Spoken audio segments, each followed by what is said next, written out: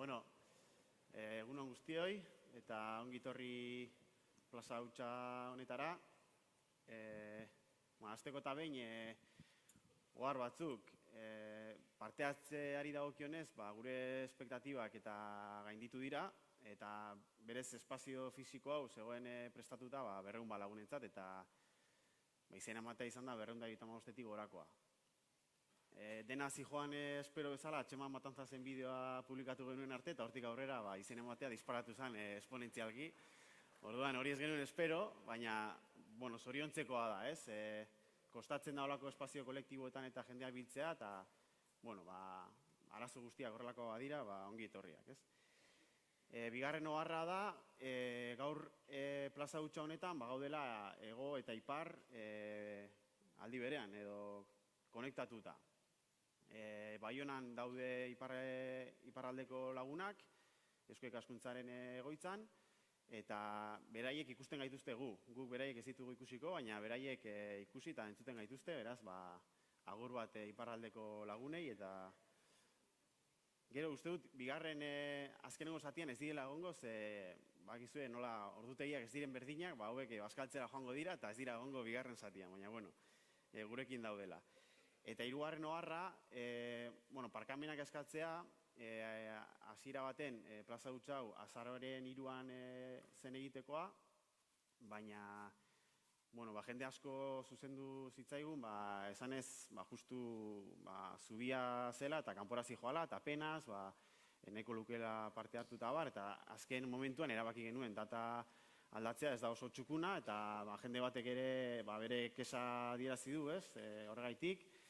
Baina, hori, parkamenak eskatu eta hurrengo datan prebizio gehiagorekin jokatuko dugula. Eta besterik gabe, emango diogu hasiera gaurko plaza hautsa tailerrari. Batzuk igual, segurazki, orain dela urtebete hemen egongo zinaten egin genuen herrigintza tailerrean, eta orain dela, funtzionatzen badu, justu orain dela urtebete, hemen batu ginen Durangon, eta esan genuen amaieran, han jarri genuen pixkate mugarri horrek edo forma bat hartuko lukela datozen hilabeteetan, eta pixkate herrigintzaren hildo honek abia puntu bat edo izango zuela, eta forma zehatz bat hartuko lukela, ez? Ez du funtzionatzen zerak?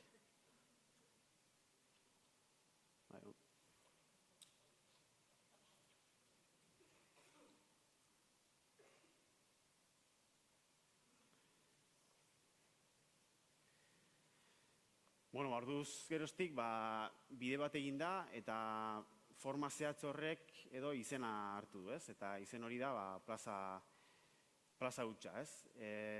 Zer da plaza hautsa? Plaza hautsa funtsean da ezkerreko independentismoaren espazio kolektibo bat, herrigintzaz gogoeta egin eta ekintzailetasuna sustatzeko, ez? Ez da espazio bakarra, ez da ezkerreko independentismoaren espazio bakarra gogoeta estrategikoa eta garatzeko, ez? Ezkerreko independentismoa fase politiko honetan gauza asko pentsatu behar ditu, gauza asko sortu behar du, eta espazio ezberdinak ari dira antolatzen eta antolatuko dira datozen hilabetetan, ez? Baina hau bada, herrigintzari edo zuzendutako espazio bat, esan dakoa, ez? Herrigintzaz ezkerreko independentismoak egin behar duen gogoeta estrategikoa egiteko, eta egin behar duen ekarpena, herrigintzan egin behar duen ekarpena pentsatu eta gauzatzeko, ez? Horretarako trebatzeko, alduntzeko, eta ekintzailetasuna sustatzeko. Bi espazio mota edo izango ditu plaza hautsak, hemendik aurrera, bat virtuala edo webgunea, plazahautsa.eus webgunea, gune horretan nolabait egingo da bere dinamikaren jarraipena, eta hor aurkituko dituzue lantzen ari diren ekimen nagusien inguruko informazio guztia, eta izango du baita ere, hau da, iazko tailerrean atara genuen argazkia, eta izango du baita ere espazio fisikoak izango ditu, ez? Bat, plaza hutsa tailerra dituguna, hau berau, asmoa da urtero biltzea plaza hau, gutxi asko data hauetan, eta balioko du urteko perspektiban ezkerreko independentismoak herrigintzan antzematen dituen erronken inguruan aritzeko, eta erronka horien inguruan gogo eta lantzeko. Eta bestalde, bi garapen bide edo ikusten dizkiogu plaza hutsari, ez? Batetik, gaiak edo jorratuko ditu, nolai garapen tematiko bat izango du, ez? Kasu honetan, tailer honetara bakarkiku hezkuntza, euskara, feminismoa, gaiak, ez? Zeintzuetan sakonduko dugun, eta aurrek ikusten diogu baita ere plaza hutsari garapen territorial bat edo, ez? Euskal Herrian zehar, esparru batzuetan izango du garapen bat, ez? Epe motzean aurrikusten da metropolian, Euskal Metropolian, Bilbo inguruan, bertan ezkerreko independentismoak iruditzen zaigu badauzkala erronka bereziak, ez? Eta merezi duela eta interesantea dela plaza hutsa bertan nolabait gorpuztea eta artikulatzea olako espazio bat propio metropolia pentsatzeko eta hortik herrigintzan egin beharreko lana bertatik bertara pentsatzeko, ez? Eta beste bat aurrikusten da beste garapen bat aurrikusten da Ipar Euskal Herrian, ez? Bertako baita errealitatera egokitzen diren hausnarketak egiteko eta herrigintza bertatik bertara pentsatzeko. Bueno, eta hori izan da, gaur hemen fase bat irekitzen da. Lehen plaza hutsa tailerra da, eta nolabait egonkortzen da espazio hau, eta hemendik aurrera bide bat irekitzen da, ez? Eta hona gaur ekarri ditugun gaiak ez ditugu ekarri hausaz edo besterik gabe edo pentsatu gabe, ez? Gaur hemen abiatzen dira, hona eta dakazkigun gaien inguruan abiatzen dira prozesu batzuk, badukatena planifikazio bat, badukatena helburu batzuk, eta gero ikusiko dugunez, mugarri batzuk ere badauzkatena hurrengo hilabetetan nolabait osatuko direnak, ez? Eta beraz, prozesu horietako bakoitzean nolabait abia puntu bat edo jartzera gatoz gaurko plaza hutsa honetara. Bueno, iazko herrigintza tailerrean ideia nagusi bat edo ekarri genuen, ez? Planteatzen genuen, eta da, herrigintza ziklo oso emankor batetik gentozela, edo Euskal Herrian aurreko ziklo politikoan herrigintza ziklo oso emankor bat gertatu zela, ez? Eta nolabait, ziklo horren ondarretan edo geundela, eta ezkerri independentismoaren apustutako bat izan beharko litzatekeela ziklo berri baten ziklo berri bat auspotzen saiatzea edo ziklo berri bati pixkat impulsoa edo ematea, ez? Iaztikona mugarri bat gertatu da herri honetan, horrekin zerikusia edo badaukan, ez? Eta bada mugarri hori etaren desegitea, ez? Nolabait, ziklo politiko bati epilogoa edo idazten dion mugarri importante bat, ziklo bat amaitzeaz aparte edo simbolikoki amaiera hori nolabait kokatzeaz aparte, ziklo berri baten perspektiba ere irekitzen diguna eta ziklo berri bat auspotu asmo duen urrats importante bat gertatu da iaztikona, ez?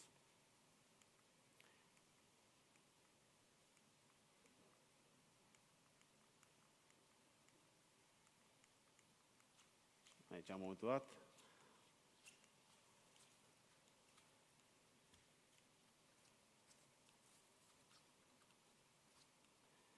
Hori da.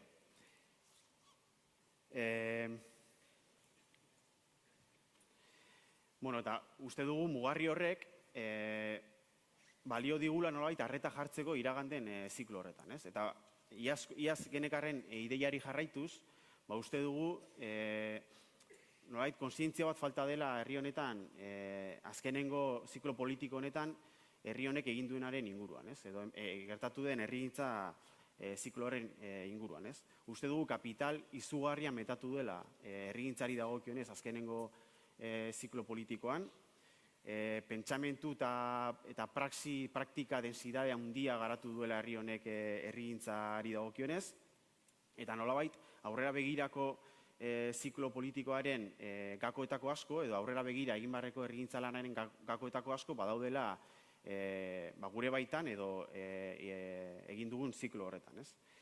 Herri hau gai izan dela, premia sozial oinarrizkoei eta zentralei gizarte ekimenetik edo gizarte antolatuaren ekimenetik erantzuteko, ez? Eta hau ez da guk soilik esaten duen gauza bat, kanpoko ahots ezberdinek hori aitortu dute eta balioan jarri dute, eta iruditzen zaigu askotan gu geu oraindik ez gaela horren kontzientzia hori ez daukagula, eta hori arazoa dela, ez?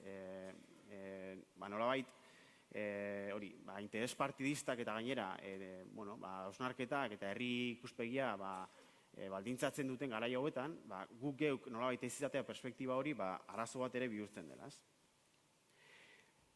Hora, interesante iruditzen zaigu, pixkate arreta jartzea eta pentsatzea edo zer nolabait ekarri duen herrigintza ziklo hori, ez? Edo nolabait zer izan den herrigintza ziklo horren erregaia, ez? Esan genezak, ez? Eta erregai horrek zerikusi desente du gurekin, ez? Edo eskerreko independentismoarekin, ez? Konpontzen bagara honekin. 20. mendearen erdi inguruan gertatzen da historiaren askartze fase bat, modernizazioaren jauzi bat, Europan eta Euskal Herrian, eta herri hau gai da jauzi horri edo historiaren askartzen momentu horri erantzun baikor bat emateko, ez? Eta ematen dio erantzun baikor bat, nolabait erantzun ideologiko aurrera zale, berdin zale, utopiko batekin, eta hori uztartuz Euskal identitate nazionalaren defensarekin, ez? Edo nahi bada, modu simplifikatuan, independentzia, sozialismoa, bi ideia horiek uztartuz, ez? Hori iruditzen zaigu izan dela azken 60 urteetan gertatu den, eman den herrigintza ziklo horren nolabait erregaia, ez? Eta erregai horrek iraundu gutxi asko gaur arte, ez? Eta utzi gaitu, segurazki,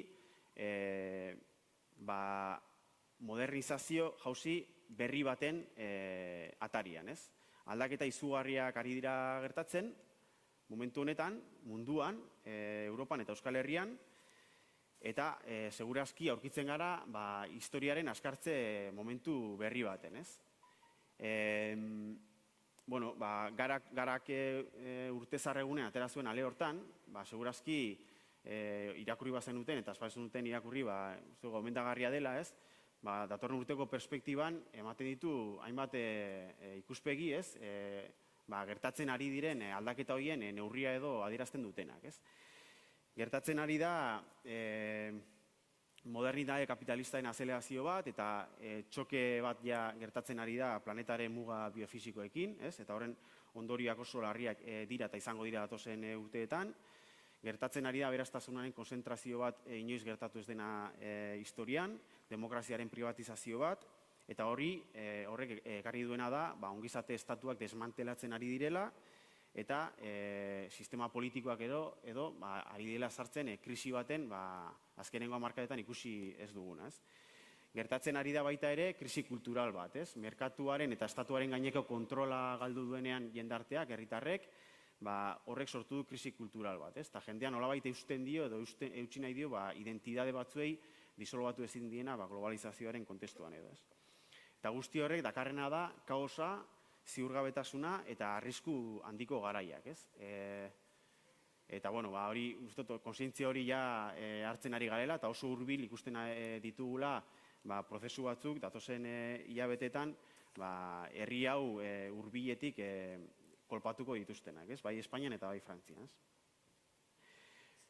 Orduan, uste duguna da, testuinguru horretan